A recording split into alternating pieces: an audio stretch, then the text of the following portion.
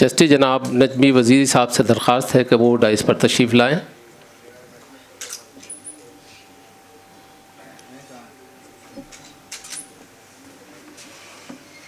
छोटी चेयर छोटी chair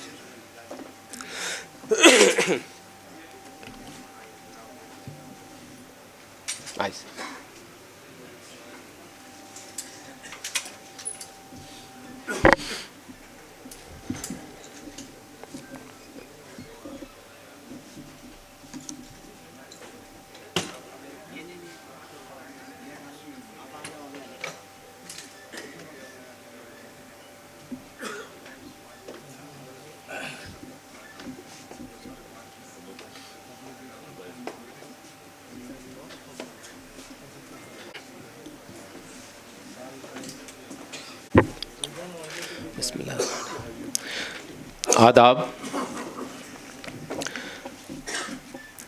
Fakhruddin Ali Ahmed memorial lecture 19 नवंबर 2025 बाउनवान हिंदी उर्दू हिंदुस्तानी खुतबा आली जनाब जस्टिस जनाब सिद्धांशु धूलिया साहब। गालिब इंस्टीट्यूट की रिवायत है कि वो अपने मेहमानों का इस्तकबाल फूलों से करता है। मेरी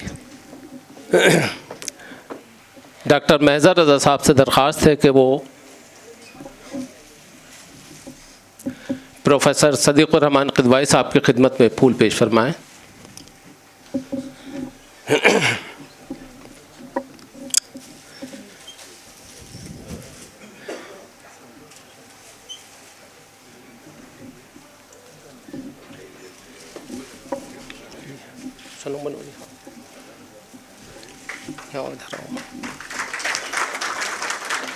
मेरी जनाब मुश्ताक अहमद साहब से दरख्वास्त है कि वो जस्टिस जनाब नजमी वज़ीरी साहब की खिदमत में फूल पेश फरमाएँ।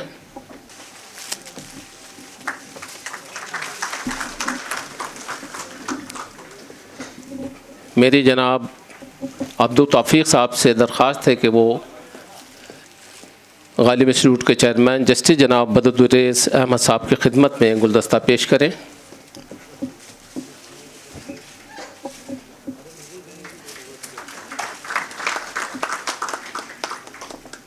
मैं तमाम हाज़रीन की जानिब से मोहतरम जनाब जस्टिस सुधांशु धूलिया साहब की खिदमत में फूल पेश करने की इजाज़त चाहता हूँ।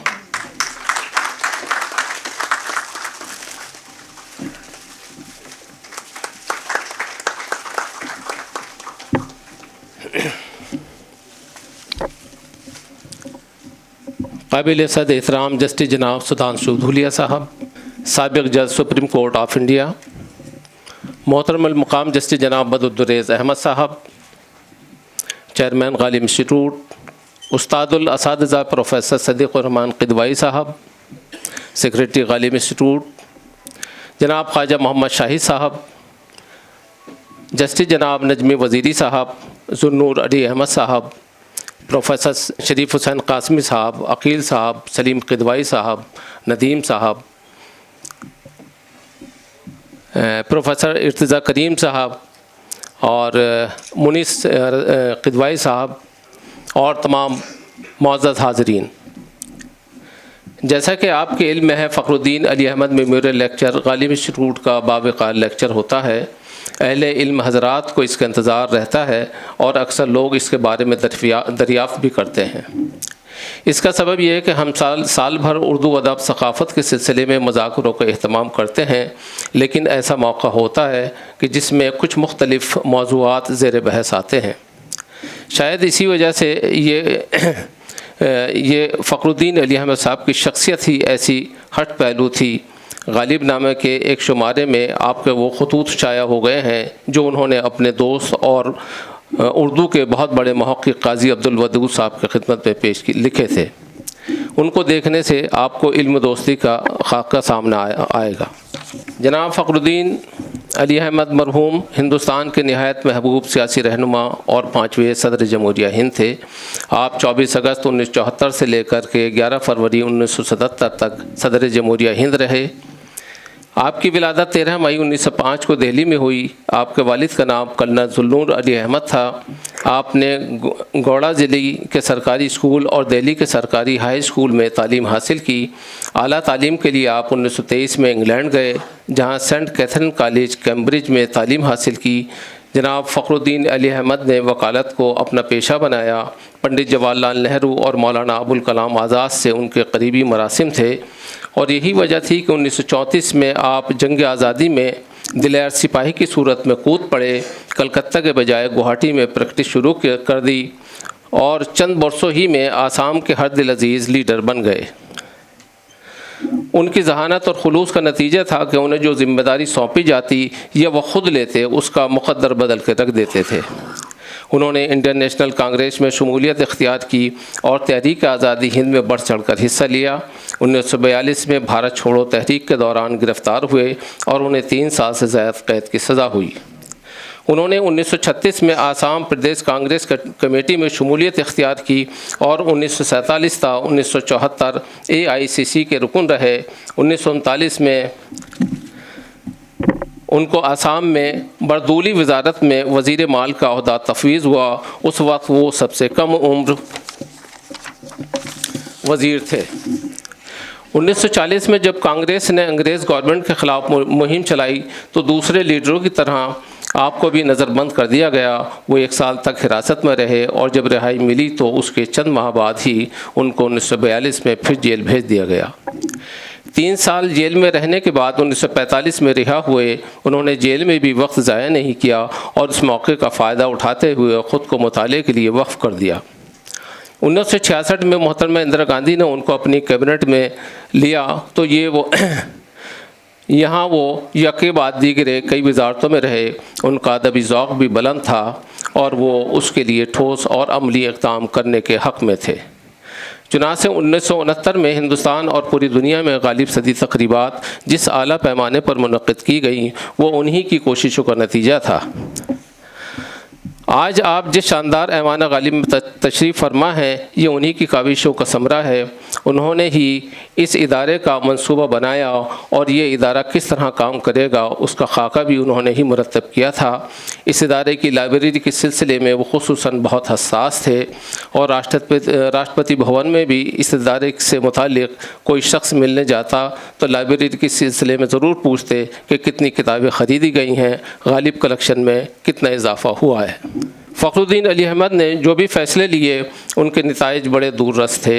उनकी इंसान दोस्ती और इल्म व अदब परवरी के जौहर उनकी नस्ल में भी मुंतकिल हुए। चुनांचे आपके फ़र्जंद जस्टिस जनाब बदरुद्दीन अहमद साहब मारूफ कानूनदां और जम्मू कश्मीर हाई कोर्ट के चीफ जस्टिस रहे और इस इदारे के चेयरमैन हैं। इंसानियत की आला इक़दार और इल्म व अदब की तरक्की के लिए दर्दमंद दिल रखते हैं। आपकी रहबरी इस इदारे और हम लोगों के लिए सरगर्म अमल रहने की तहरीक देती है। कुदरत ने उन्हें बहुत नवाजा, लेकिन इसके बावजूद एक फलदार दरख्त की तरह झुक गए। इस सूरत में हम कह सकते हैं कि गो आज फ़खरुद्दीन अली अहमद जैसा लीडर मनसूबा साज कायद हमारे दरमियान नहीं है, लेकिन इस कमी की बड़ी तलाफ़ी जस्टिस जनाब बदरुद्दीन अहमद साहब की वजह से हो जाती है। जैसा कि आपके इल्म में है, गालिब इंस्टीट्यूट साल में 2 मेमोरियल लेक्चर मुनक़्क़िद करता है, जिसमें एक फ़खरुद्दीन अली अहमद मेमोरियल लेक्चर, दूसरा बेगम आबदा अहमद मेमोरियल लेक्चर।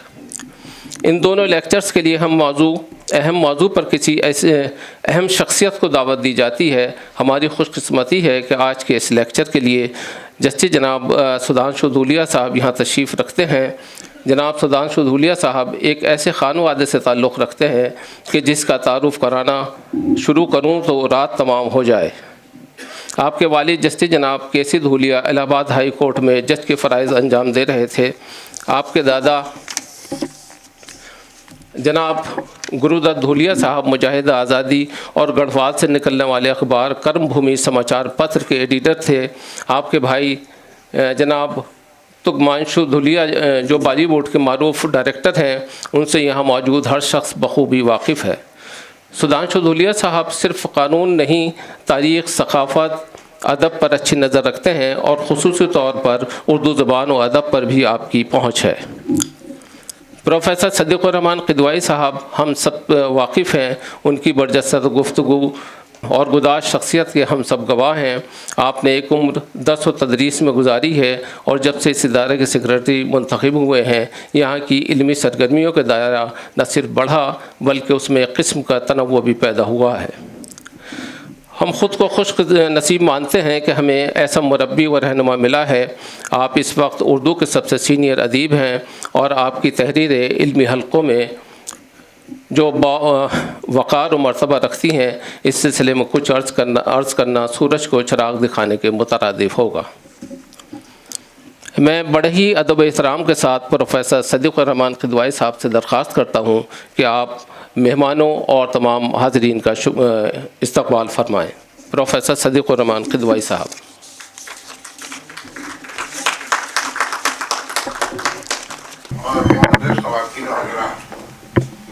मेरे लिए बड़े एजाज़ की बात है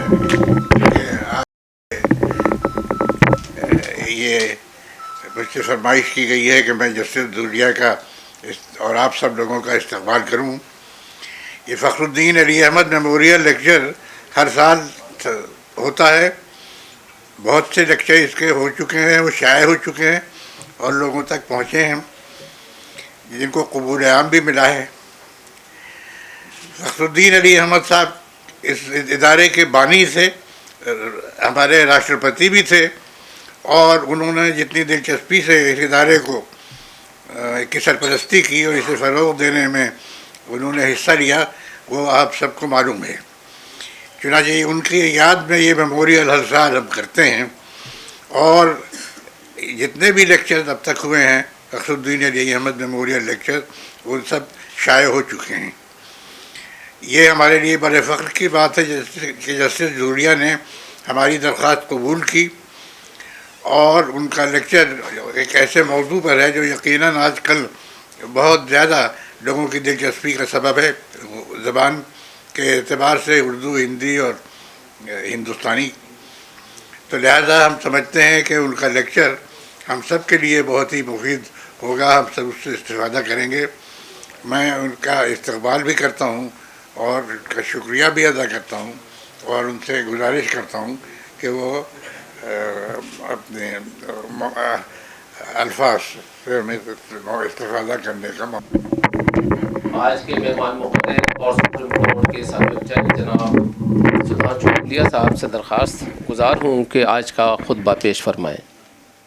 जस्टिस जनाब सुधांशु धूलिया साहब।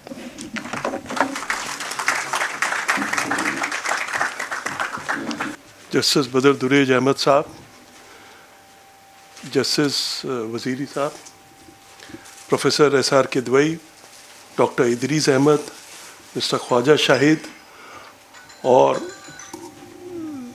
यहाँ पे सब बैठे हुए माननीय लोग, ख़ातून और हज़रात, क्योंकि ये लेक्चर एक बहुत बड़ी शख्सियत की मेमोरी में है, तो इससे पहले कि मैं कुछ बोलूँ उर्दू, हिंदू, हिंदुस्तानी पे, मैं कुछ फ़खरुद्दीन अली अहमद साहब के बारे में कुछ कहना चाहूँगा। वो हमारे 5th प्रेसिडेंट थे, the 5th president of the republic of India, but he was also freedom fighter, an educationalist, social worker and a great parliamentarian, and last but not the least, a leading member of Guwahati High Court Bar. In fact, my connection, जो मेरा रिश्ता है, एक बहुत indirect सा रिश्ता, वो इस वजह से भी है कि हम दोनों ने एक कुछ हैसियत से एक सेम हाई कोर्ट में, गुवाहाटी हाई कोर्ट में काम किया है। उन्होंने एक वकील की हैसियत में बहुत पहले 30s और 40s और 50s में, जब उन्होंने लाहौर में अपनी प्रैक्टिस छोड़ के और गुवाहाटी हाई कोर्ट में अपनी प्रैक्टिस शुरू की और बहुत जल्दी बहुत एक लीडिंग एडवोकेट बन गए वहाँ के बार के, और उसके बाद वहाँ वो एडवोकेट जनरल बने असम के। बाद में उन्होंने एज ए मिनिस्टर ज्वाइन किया असम में और बाद में सेंटर में कैबिनेट में आया और बाद में हमारे प्रेसिडेंट ऑफ इंडिया बने। मेरा सौभाग्य था कि मैं 1 साल से ज़्यादा असम हाई कोर्ट का चीफ जस्टिस रहा और वहाँ कई जलसे होते थे, तो कई जगह मैं फ़खरुद्दीन अली अहमद साहब की पोर्ट्रेट या फोटोग्राफ देखता था वहाँ पे। ख़ासकर वहाँ की लाइब्रेरी में एक पूरी वॉल है जहाँ पे जो एमिनेंट लॉयर्स हैं बार के, उनके फ़ोटोग्राफ्स हैं। राइट एट द टॉप वहाँ पे एक फ़ोटोग्राफ है फ़खरुद्दीन अली अहमद साहब का, was a leader of the bar. और इसीलिए आज जब मैं आपके सामने हूँ तो मैं बहुत I am not only very happy but I feel very honoured to be a part of this programme. जब रहमान साहब ने, जब मुझको ये आपने दावत दी यहाँ पे आने की, इदरीस अहमद साहब ने, और टॉपिक जो था वो एकदम से डिसाइड नहीं हुआ था। ये ज़रूर था कि कुछ भाषा में बात होगी, पर बाद में वो इंसिस्ट करते रहे कि क्या जल्दी बताइए, जाहिर था एक होना ही था। तो मैंने एक दिन पता नहीं क्या सोच के कह दिया कि अच्छा इसका नाम होगा उर्दू हिंदी हिंदुस्तानी। जब मैंने ये कहा तो मुझे इस बात का ज़रा भी इल्म नहीं था कि ये मेरे लिए कितनी दिक्कतें पैदा करने वाला है, क्योंकि ये न एक बहुत ही जटिल विषय भी है और कंट्रोवर्शियल भी रहा, जिसमें बड़ी डिबेट हुई है कई सालों तक, बड़ी बड़ी किताबें लिखी गई हैं इस पे। और मुझे ये एहसास होने लगा कि मैं whether I am capable to speak on this topic और नॉट, क्योंकि मैं कोई लिटरेचर का छात्र नहीं हूँ, मैं भाषावेदी नहीं हूँ, लिंग्विस्ट नहीं हूँ, क्या मैं इस पे बोल पाऊँगा। पर क्योंकि अब बहुत देर हो चुकी थी, there was no turning back, so I started reading. And when I started reading, मुझे कई इतनी ज़्यादा चीज़ें पता चली, इतने आइडियाज़ पता चले, जो ऐसी किताबें मेरे हाथ लगी जो मुझे बहुत पहले पढ़ लेनी चाहिए थी। तो अंत में मेरे लिए तो बहुत फ़ायदे का सौदा है, आपके लिए पता नहीं क्या होने वाला है। मुझे इस बात का विश्वास है कि यहाँ पे इस हॉल में जितने भी लोग मौजूद हैं, शायद ही कोई ऐसा होगा जिसने के आसिफ साहब की मुगल आज़म न देखी हो। हम सब ने देखी है फिल्म। तो याद कीजिए, वो फिल्म जब शुरू होती है तो सबसे पहले एक हिंदुस्तान का नक्शा आता है, इफ यू रिमेंबर दैट। और वो आज का हिंदुस्तान नहीं है, वो है 16th century, second half of 16th century का हिंदुस्तान, जब पाकिस्तान, बांग्लादेश, ये सब उसका पार्ट है। और फिर एक बहुत बुलंद आवाज़ पीछे से आती है, मैं हिंदुस्तान हूँ, हिमालय मेरी सरहदों का निगहबान, एंड इट गोज़ ऑन। तब एक बहुत खूबसूरत सी लाइन आती है, वो कहती, नादानों ने मुझे जंजीरें पहनाई और मेरे चाहने वालों ने उन्हें काट फेंका। तो यही प्रॉब्लम है, हिंदुस्तान से तो वो जंजीरें काट फेंकी गई, पर हिंदुस्तानी से नहीं फेंकी जा सकी। वो अभी भी उस जटिल समस्या से जूझ रहा है, और इसी पे थोड़ी चर्चा होगी। जिसे हम आज हिंदी और उर्दू की तरह जानते हैं, वो कभी दो भाषाएं रही ही नहीं, ये दोनों एक ही भाषा है। और जैसा कि इसके बाद का जिक्र आएगा कि जितने बड़े लिंग्विस्ट हैं, स्कॉलर्स हैं, एक के बाद एक लोगों ने कहा है कि ये दोनों दो भाषा हैं ही नहीं। खासकर अमृत राय, जो प्रेमचंद के लड़के हैं, उन्होंने कई साल डिवोट किए एक किताब लिखने में जिसका नाम है अ हाउस डिवाइडेड, जिसपे उनका पूरा आर्गुमेंट यही है कि दोनों एक ही भाषा है। खैर उस पर बाद में आएंगे। पर बाद में ये दोनों भाषाएं अलग होती गई, एक किसी से जुड़ती गई, दूसरी किसी से जुड़ती गई। पर इसके साथ साथ यहाँ पे उर्दू और हिंदी और हिंदुस्तानी से मोहब्बत करने वाले भी बहुत लोग थे। उन्होंने एक तरीका निकाला, और तरीका था, एक नई तरह की भाषा का जन्म हुआ जो हिंदी और उर्दू दोनों का मिक्सचर था, जिसे हम कहते हैं हिंदुस्तानी। और इसी कोशिश का एक नतीजा था 1927 में यूनाइटेड प्रोविंसेस में हिंदुस्तान एकेडमी की स्थापना हुई, जिसका पूरा उद्देश्य यही था भाषा को डेवलप करना, हिंदी को, उर्दू को और बाकी सब भाषाओं को डेवलप करना, उनमें नए नए शब्द जोड़ना। और इसके पहले प्रेसिडेंट थे वहाँ के लीडिंग लॉयर सत्येज बहादुर सप्रू, और उसके एक मेंबर थे पहली असेंबली के मुंशी प्रेमचंद। तो ये वो एकेडमी थी जो आज भी है और आज भी अपना काम कर रही है। अब क्योंकि मुंशी प्रेमचंद का जिक्र आ गया है, तो यहाँ पे मैं ये एक बात कहना चाहूँगा कि इसका एग्जाम्पल कहीं नहीं मिलता मुझे, कि एक फैमिली के 3 जनरेशन के लोग हों, दादा, बेटा, पोता, जिन्होंने तीनों ने अपनी सारी ज़िंदगी लगा दी हो उर्दू, हिंदी और हिंदुस्तानी के फेवर में, उसके बारे में। मुंशी प्रेमचंद तो अब सब जानते हैं, पहले उर्दू में ही लिखते थे, नवाब राय के नाम से लिखते थे, बाद में वो हिंदी में लिखने लगे, और सारी ज़िंदगी वो यही कहते गए कि हम एक हिंदुस्तानी लैंग्वेज बनाएं जिसमें पर्शियन और अरबिक और संस्कृत के जटिल शब्द न हो, बल्कि सीधी सादी भाषा हो और उसकी वोकैबुलरी इतनी ज़्यादा जटिल ना हो। जब उन्होंने ये कहा तो उनको बहुत क्रिटिसाइज किया गया दोनों खेमों से, उर्दू वालों ने भी, हिंदी वालों ने भी। आज की भाषा में अगर कहें तो ही वॉज ट्रोल्ड। उनका आर्गुमेंट ये था, उनका एक आर्गुमेंट ये था कि हिंदी जो है वो राष्ट्रभाषा होनी चाहिए, पर कैसी हिंदी हो, वो ऐसी हिंदी हो जो सर्वसाधारण की समझ में आए, जिसमें कई जटिल शब्द न हो किसी भी भाषा के। एक उनका ऐसे है इसी नाम से, उर्दू, हिंदी, हिंदुस्तानी, जिससे मैं कुछ कहना चाहूँगा। उसमें लिखते हैं, परंतु आज क्या परिस्थिति है, हमारे हिंदी वाले इस बात पर तुले हुए हैं कि हम हिंदी से भिन्न भाषाओं के शब्द को हिंदी में किसी तरह घुसने ही न देंगे। उन्हें मनुष्य से तो प्रेम है, परंतु आदमी से पूरी पूरी घृणा है। यद्यपि दरख्वास्त जनसाधारण में भली भांति प्रचलित है, परंतु फिर भी उनके यहाँ इसका प्रयोग वर्जित है। इसके स्थान पर प्रार्थना पत्र ही लिखना चाहते हैं, जबकि जनसाधारण इसका मतलब बिल्कुल ही नहीं समझता। इस्तीफे को वो किसी तरह मंजूर नहीं कर सकते और इसकी जगह वे त्याग पत्र रखना चाहते हैं। हवाई जहाज चाहे कितना ही सुबोध क्यों न हो, परंतु उन्हें वायुयान की सैर ही पसंद है। उर्दू वाले तो इस बात पर और ही अधिक लट्टू हैं। कसूर तो वो बहुत से करते हैं, परंतु अपराध कभी नहीं कर सकते। खिदमत तो उन्हें बहुत पसंद है, परंतु सेवा उन्हें एक आंख नहीं भाती। इसी तरह लोगों ने हिंदी और उर्दू के दो अलग अलग कैंप बना लिए हैं, और मजाल है कि एक कैंप का आदमी दूसरे कैंप में पैर भी रख सके। इस दृष्टि से हिंदी के मुकाबले में उर्दू में कई अधिक कड़ाई है।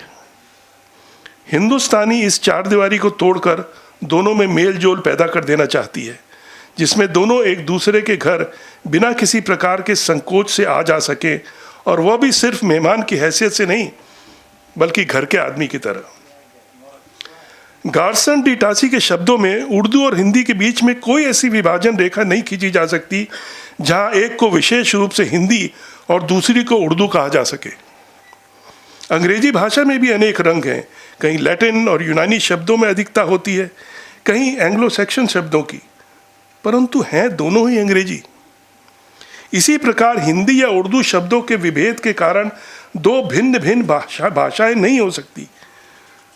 जो लोग भारतीय राष्ट्रीयता का स्वप्न देखते हैं और जो इस सांस्कृतिक एकता को दृढ़ करना चाहते हैं, उनसे हमारी प्रार्थना है कि वे लोग हिंदुस्तानी का निमंत्रण ग्रहण करें, जो कोई नई भाषा नहीं है, बल्कि उर्दू और हिंदी का राष्ट्रीय स्वरूप है। ये तो थे Premchand. Later his son Amrit Rai, who was a writer and a scholar in his own right, devoted many years in bringing out a seminal work called A House Divided, जिसका मैंने अभी जिक्र किया। अमृत राय साहब के लड़के हैं Alok Rai, who was recently was a professor in English literature in Allahabad University and has taught people of my generation, and even later he was a Rhodes Scholar and a public intellectual. He has also written a book called Hindi Nationalism, which is on the same lines, although he differed considerably with his father on this subject. Now, in my opinion, and I'm sure I share it with all of you, India is perhaps the most multilingual country in the world. In the 18th century, a variety of languages were spoken in North, Central, and even Western India, and even in Bengal.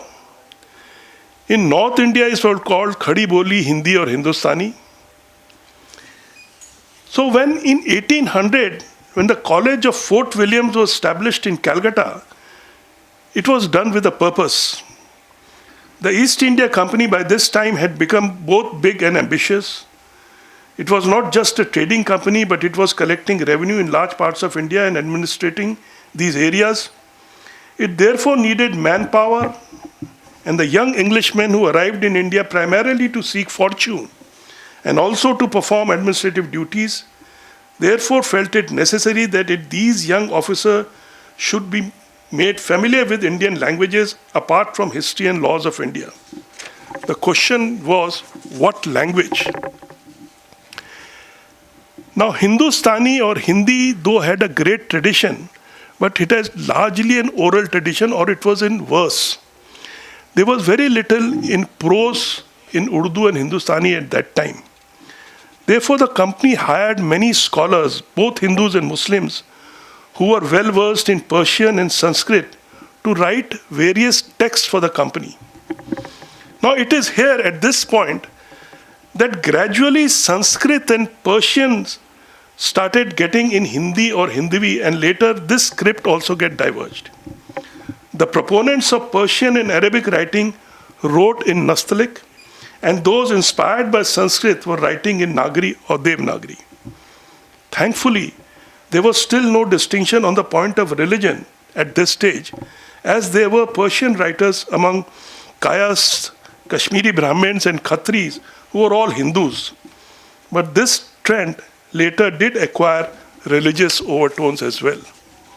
According to the historian Vasudha Dalmia, though there was a certain Hinduization of Hindi even earlier, but it was the British who had institutionalized Hindi as the language of Hindus and therefore conversely Urdu as the language of Muslims. तो यहाँ भी अगर हम देखते हैं तो एक वो जो डिवाइड एंड रूल का फॉर्मूला चलता है वो उस वक़्त के सियासत भी कर रही थी जो कि ब्रिटिशर्स थी कि हिंदुओं की लैंग्वेज बना दो हिंदी और मुस्लिमों की बना दो उर्दू। यह काम उन्होंने शुरू किया, हालांकि इसमें इक्वली उनको मदद मिली जो प्योरिस्ट थे लिंग्विस्ट के दोनों तरफ के। अब थोड़ा मैं बात करना चाहूँगा प्योरिटी ऑफ लैंग्वेज पे, क्योंकि the biggest hurdle for Hindustani is the purity of these languages, or the proponents of purity of these two languages, Urdu and Hindi. There's a great linguist called Robert Brooke Lee Page who says that the only way to keep yourself pure is by not coming into contact with anyone else. And the only way to keep your language pure is to isolate yourself and never speak to anybody else. Now this cannot happen. This will not happen. In fact, it is childish and naive to speak about purity of language. Who can be a better authority on the subject than the great Samuel Johnson, arguably one of the greatest men of letters in English language and a lexicographer? He says, sounds are too volatile and subtle for legal restraints. To change syllabus and to lash the wind are equally the undertakings of pride, unwilling to measure its desire by its strength. Language will always respond to environment. As the environment changes, language must change too. Peggy Mohan rightly says that language are living things and they live in ecosystems. They are highly responsive to signals from the environment. And then she says, languages that refuse to adapt, languages that hide from the light, tend to go extinct. What is the purpose of a language of a society after all? The purpose of the language is to communicate. One of the greatest thinkers and scholars of our times, arguably one of the most prominent, is Yuval Noah Harari, who says in his main book, Sapiens, that human beings are distinct from other animals for the reason that they have the capacity to organize and cooperate, which others lack. And language is the primary tool for this cooperation and organization. The need for greater use of Indian languages, therefore, was recognized even during the freedom movement.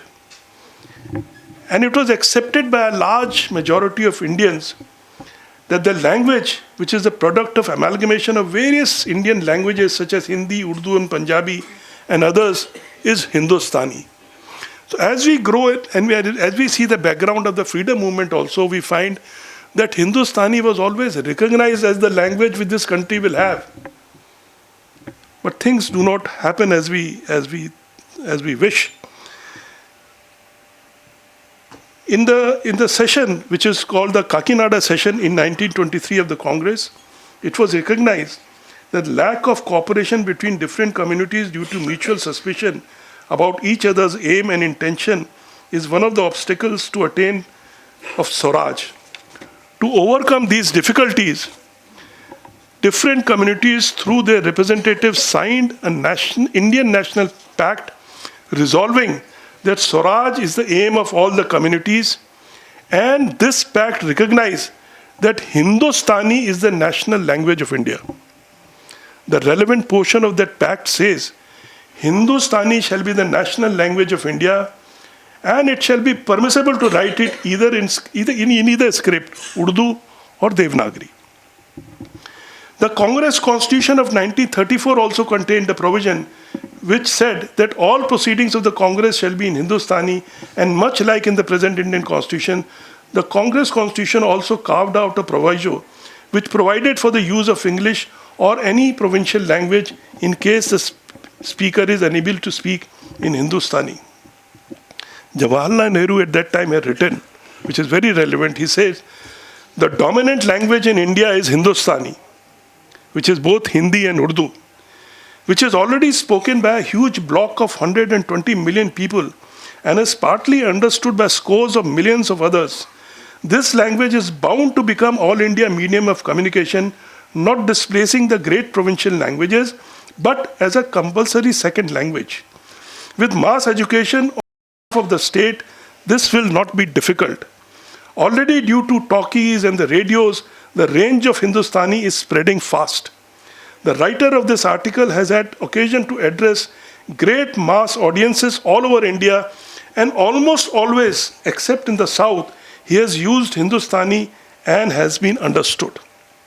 However, numerous the difficult problems which India has to solve, the language problem clearly is not one of them.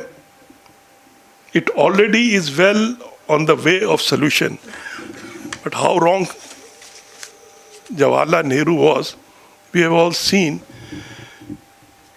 Based on the developments, though it is clear that the country was moving forward to accept Hindustani as its national language during our struggle of independence.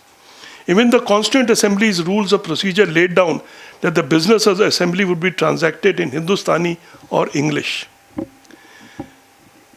Why was then that Hindustani was not recognized as an official language of the Union? It is now clear that the main reason behind this was the partition of the country in 1947, and adoption of Urdu by Pakistan as its national language. The ultimate victim was Hindustani.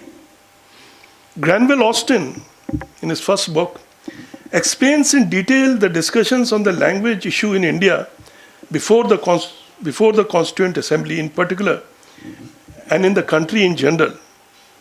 In chapter 12 of his book, he throws considerable light on this contentious and delicate national issue. It was a pragmatic hope nurtured by our national leaders in post-independent India and by the majority of the members of the Constituent Assembly that Hindustani had a very bright prospect of becoming the national language. The early debates in the Constituent Assembly indicated a compromise on the issue between the hardliners from both sides, that is, between the supporters of Sanskritized Hindi and proponents of liberal mixture of Urdu and Hindi known as Hindustani. But then comes a strong rupture in the form of the partition of India, and amongst its several fallouts, one vital blow was given to Urdu and Hindustani both. This is what Granville Austin has to say. He writes, partition killed Hindustani and endangered the position of English and the provincial languages in the Constitution. If there had been no partition, Hindustani would without doubt have been the national language. K. Sanathanam believed, but the anger against the Muslims turned against Urdu. Assembly members felt that the Muslims, having caused the division of the country, the whole issue of national language must be reviewed afresh, said an article in the Hindustan Times. Having seen the dream of unity shattered by partition by the treachery of the Urdu or Hindustani speakers, the Hindi extremists became even more firmly committed to Hindi and to achieving national unity through it. Speakers of the provincial language must learn Hindi and the regional languages must take second place. The Hindiwalas believed, and as to English, it should go as Urdu has gone. Were not both un-Indian? This is Granville Austin writing. Be that as it may, the fact is that Hindustani is not the official language under the Constitution. Under Article 353 of the Constitution, Hindi is the official language, while the use of English was made permissible for official purposes for a period of 15 years. Now, but this does not mean that Hindustani or Urdu have become extinct or have lost their purpose. This was never the intentions of the framers of the Constitution. In a speech to the Constituent Assembly on the language issue, Jawaharlal Nehru emphasized that the official language Hindi shall be enriched by borrowing the vocabulary from Urdu. In fact, if we read Article 31, it mandates that the Union of India must spread the use of Hindi, and it also says that primarily the words should be borrowed from Sanskrit, but then secondarily from other languages also. And there is also, the article also speaks about Hindustani as well. A few days before the death, just see the fate of Hindustani, Mahatma Gandhi writes this. He says, this Hindustani should be either Sanskritized Hindi or Persianized Urdu, but should not be Sanskritized, but a happy combination of both. It should be freely admit words wherever necessary from the different regional languages and also assimilate words from foreign languages, provided that they can mix well and easily with our national language. Thus, our national language must develop into a rich and powerful instrument capable of expressing the whole gamut of human thoughts and feeling. To confine oneself exclusively to Hindi or Urdu would be a crime against intelligence and the spirit of patriotism. We must also remember that when we criticize Hindi, we are also criticizing Urdu. We are criticizing Urdu, we are also criticizing Hindi, because these two are not two languages but one languages, although they are written in different scripts. Mr. Gyanchand Jain, who is a great scholar of Urdu, writes that it is absolutely clear that Urdu and Hindi are not two scripted separate languages. To call them two languages is to belie all principles of linguistics and to deceive oneself and others. Even though Urdu literature and Hindi literature are two different and independent literatures, Urdu and Hindi are not two different languages. Enumerating Urdu and Hindi as two languages in the Indian Constitution is a political expediency, not a linguistic reality. He is referring to Hindi and Urdu being mentioned separately in the 8th schedule of the Indian Constitution. Another scholar of Hindi, Rambilas Sharma, writes that Hindi and Urdu are not two separate languages. They are basically one and the same. Their pronouns, verbs, and basic vocabulary are the same. There are no other languages in the world whose pronouns and verbs are 100% the same. Russians and Ukrainian are much akin to each other, but even they are not so closely alike as Hindi and Urdu. Another outstanding Urdu scholar, Abdul Haq, writes, it is clear fact and needs no further admiration that the language we speak and write and call by the name Urdu today is derived from Hindi and constituted of Hindi. If there are any dissimilarities, there are plenty between Hindi and High Hindi and between Urdu and High Urdu than between Hindi and Urdu. As we have already seen, that this fusion of the two languages as Hindustani met the roadblock in the form of the partition. And a schism which was created and exploited by colonial powers in dividing the two languages on religion. Hindi was now understood to be the language of Hindus and Urdu of Muslims, which is such a pitiable digression from reality, from unity and diversity, and from the concept of universal brotherhood. And now, let me say, these are the words of our former Chief Justice of India, Justice M.N. Venkatachalaya, who spoke on Urdu in the same city, Delhi, many years back. He says, the Urdu language has a special place in India. The Urdu language conjures up and inspires deeply emotive sentiments and thoughts, from the sublimity of the mystic to the romantic and the earthy, of perfumes and of music and of life's wistfulness and a whole range of human relationship. Its rich literature and lore is a treasure house of the noblest thoughts of life's mysteries. Urdu is not simply one of the languages of this country, it is a culture and civilization in itself. But today, this great culture needs urgent measures for its survival. The richness of Urdu culture needs to be restored to its pristine glory. Our misconception now, for perhaps even our prejudices against languages, have to be courageously and truthfully tested against the reality, which is the great diversity of our nation. Our diversity is our strength, never our weakness. See, recently we have seen people misbehaving in others, abusing others who can't speak their language. This is the last thing which is expected from people like us. We should not be language warriors. Remember, we have to be language lovers.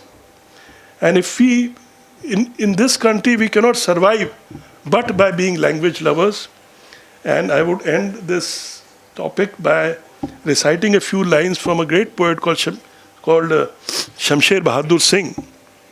He says, वो अपनों की बातें वो अपनों की खूबू, हमारी ही हिंदी हमारी ही उर्दू, ये कोयल और बुलबुल के मीठे तराने, हमारे सिवा इनका रस कौन जाने. Thank you.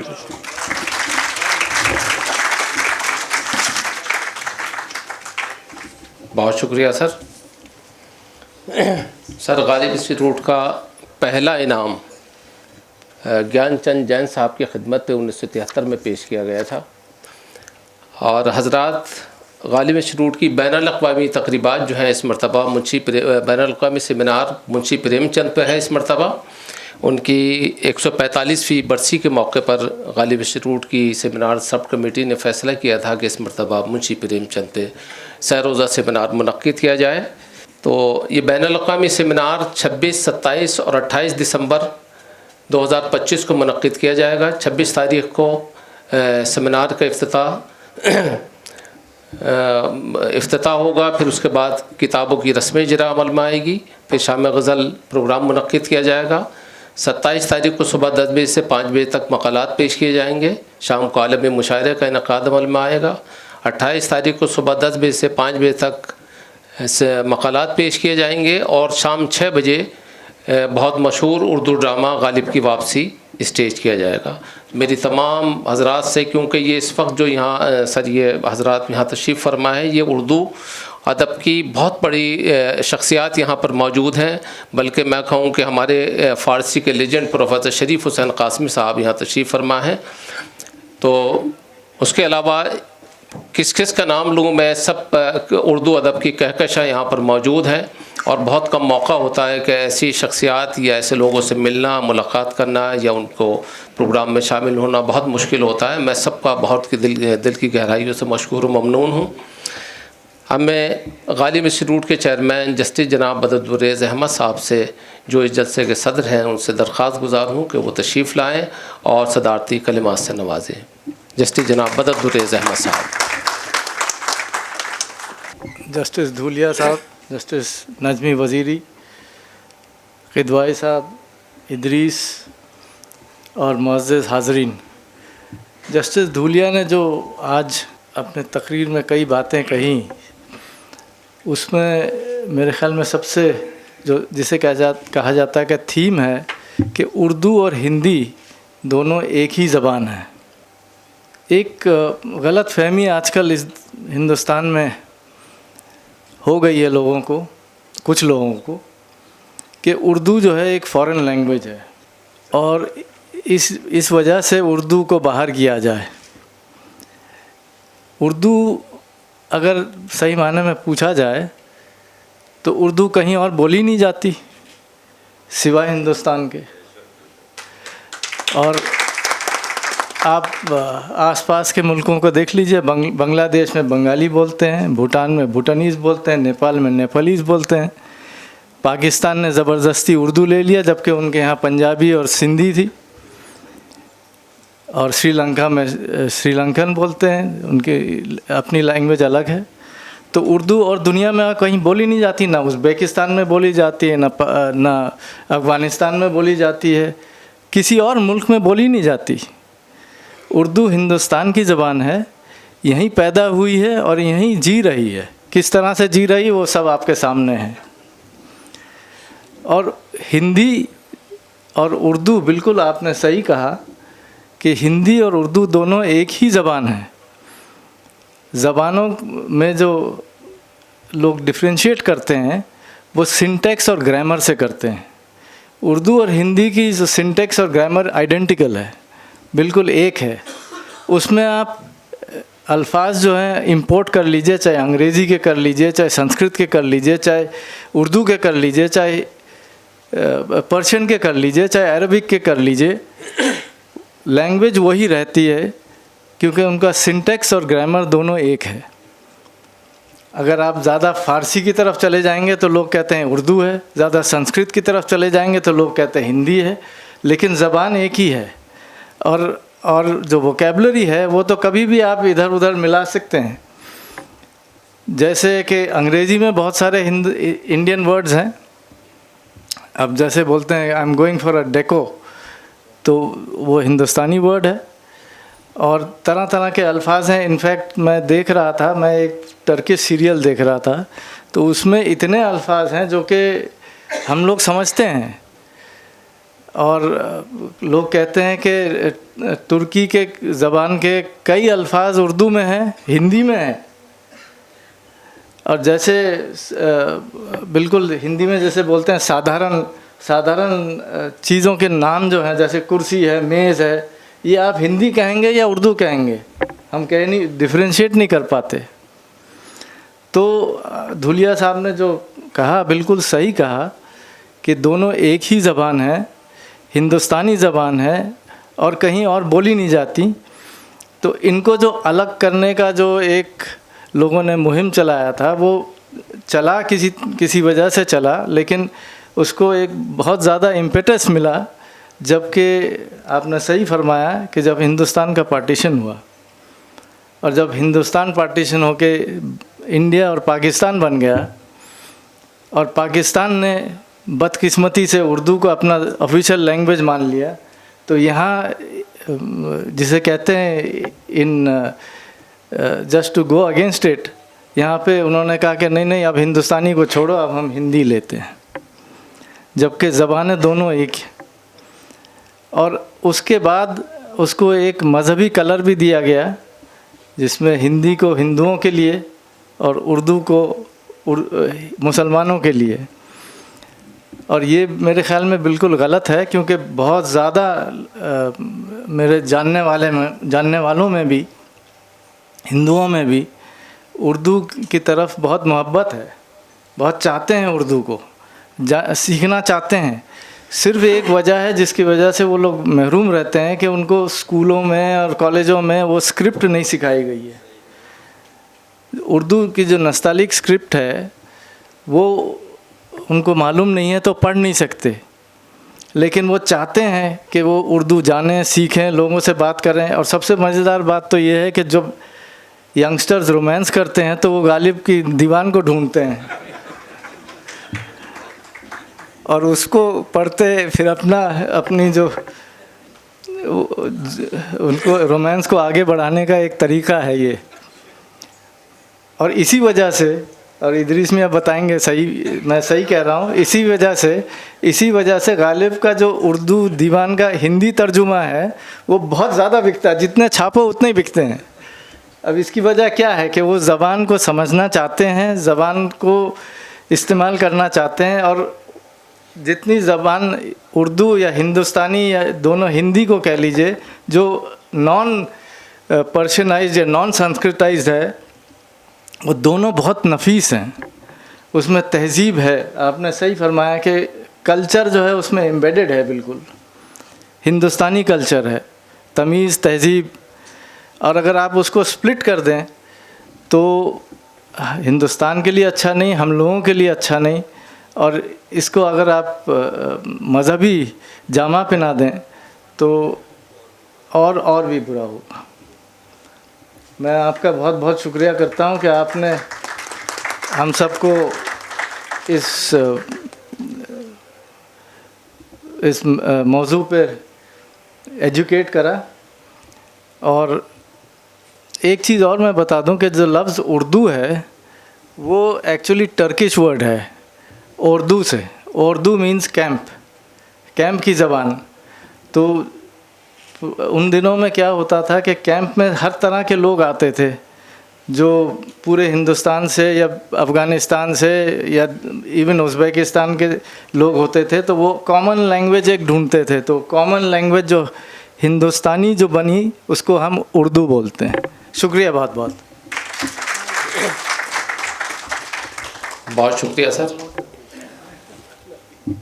सर मैं ये अर्ज़ करना चाहता हूँ कि गालिब इंस्टीट्यूट का जो उर्दू और पर्शियन क्लासेस हम लोग मुनक़्क़िद करते हैं, मौसीक़ी की क्लास भी उसमें मुनक़्क़िद होती है। ये हमारे 6 महीने का कोर्स है। उर्दू के अंदर हमारे 800 स्टूडेंट थे, जिनमें से 93% गैर मुस्लिम हज़रात थे, और इसी तरह से करीब 350 हमारे पर्शियन के स्टूडेंट हैं। उनमें भी 80% जो है हिंदू हज़रात हैं, सिख हैं और क्रिश्चियंस हैं। इसी तरह से मौसीक़ी की जो हमारी क्लास होती है उसके अंदर भी एक बड़ी तादाद जो है गैर उर्दू दाम हज़रात की होती है। और मैं सर ये भी आपको खुशखबरी देना चाह रहा था कि गालिब इंस्टीट्यूट ने हिंदुस्तान की मुख्तलिफ़ ज़ुबानों में दीवान गालिब की इशाअत की है, जिनमें कश्मीरी, अवधी, उर्दू, हिंदी, इंग्लिश। उसके बाद में हमने सर अभी पंजाबी में दीवान गालिब शाया किया था। 1000 कॉपी हमने शाया की थी उसकी, जिसमें से 779 फ़रोख्त हो चुकी हैं। और सर नया एडिशन हमारा दीवान गालिब तामिल में शाया हुआ है, और वो भी करीब 50% जो है उसकी कॉपियाँ फ़रोख्त हो चुकी हैं। अब हमारा बंगाली और आसामी के अंदर उसका तर्जुमे का काम चल रहा है। और दीवान गालिब हिंदी में भी शाया हो रहा है गालिब इंस्टीट्यूट से। इंशाल्लाह बैनुल-अक़वामी सेमिनार के मौके पर ये तमाम किताबें हमारी यहाँ पर रिलीज़ होंगी। मैं गालिब इंस्टीट्यूट के जानिब से और अपने जो मेरे साथी हैं स्टाफ के मेंबरान उनकी जानिब से, तमाम trustees, executive member, sub committee के मेंबर की जानिब से, जस्टिस जनाब धूलिया साहब, जस्टिस जनाब बदरुद्दीन अहमद साहब, जस्टिस जनाब नजमी वज़ीरी साहब, प्रोफेसर सदीक़ुर रहमान क़िदवाई साहब, ख्वाजा मोहम्मद शाहिद साहब, सलीम क़िदवाई साहब, शरीफ हुसैन कासिमी साहब, और जितने भी हज़रात यहाँ पर तशरीफ़ फरमाए हैं, बहुत दिल की गहराइयों से बहुत ही शुक्रगुज़ार हूँ कि आपने इतनी बड़ी तादाद में तशरीफ़ लाए और इस प्रोग्राम को कामयाब बनाया। मैं आपको शुक्रिया नहीं बल्कि मैं एहसानमंद हूँ कि आप ऐसे वक्त में, ऐसे मौसम में यहाँ तशरीफ़ लाए और इस प्रोग्राम को कामयाब बनाया। और उम्मीद रखता हूँ कि आप बैनुल-अक़वामी सेमिनार के मौके पर भी सभी हज़रात तशरीफ़ लाएँगे। बहुत बहुत शुक्रिया सर। इसके बाद में जो हमारी ऑडिटोरियम के जो कॉरिडोर है उसके अंदर हमने ताम का एहतमाम किया है गालिब इंस्टीट्यूट की जानिब से। मेरी तमाम हज़रात से दरख्वास्त है कि वहाँ तशरीफ़ लाएँ, और जो हमारे मेहमान मुक़र्रर और जो यहाँ राइस पर तशरीफ़ फरमाए हैं, और उनके अलावा 2-3 हज़रात का हम लोगों ने यहाँ इंतज़ाम किया है। तो बाकी सभी का बहुत बहुत शुक्रिया सर, बहुत शुक्रिया।